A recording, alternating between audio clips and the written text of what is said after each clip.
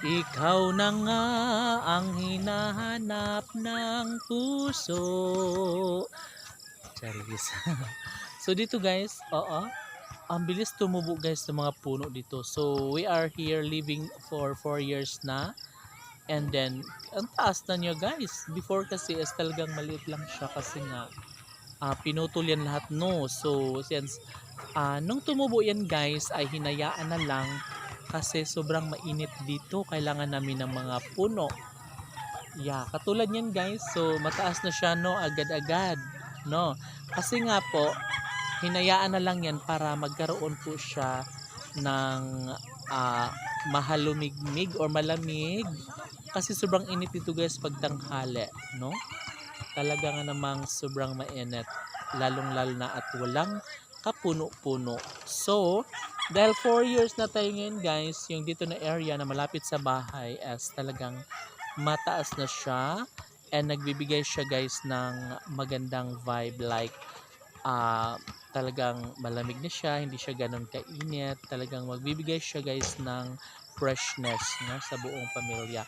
And dito naman guys, ayan, may bahay po dyan sa baba and talagang makulimlim, I mean, malamig na talaga siya guys dahil nga sa puno. Kaya malaki ang tulong kapag merong mga puno guys, no? At syempre, yun lang naman guys, bawat kahit naman doon sa amin na tinitirhan, 'di ba? Sobrang malinis, walang puno. And then nagtanim na lang kami ng mga aratilis. You know what is aratilis, guys? Yeah. Are you familiar with the aratilis?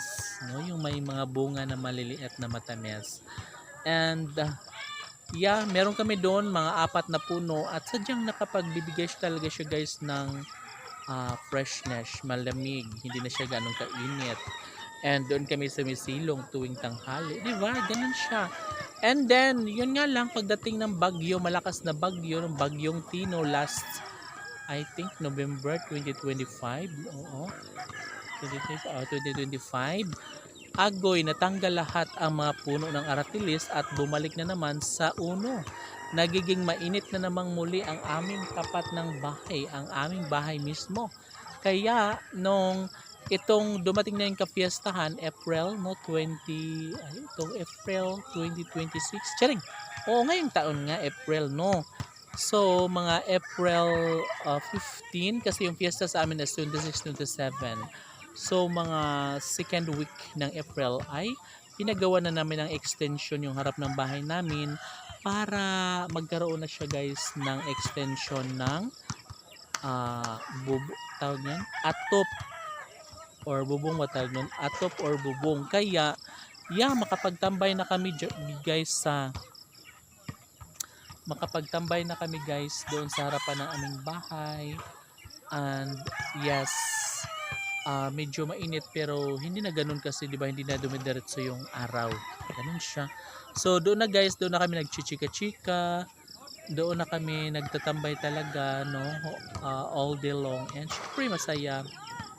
Kaya yun lang.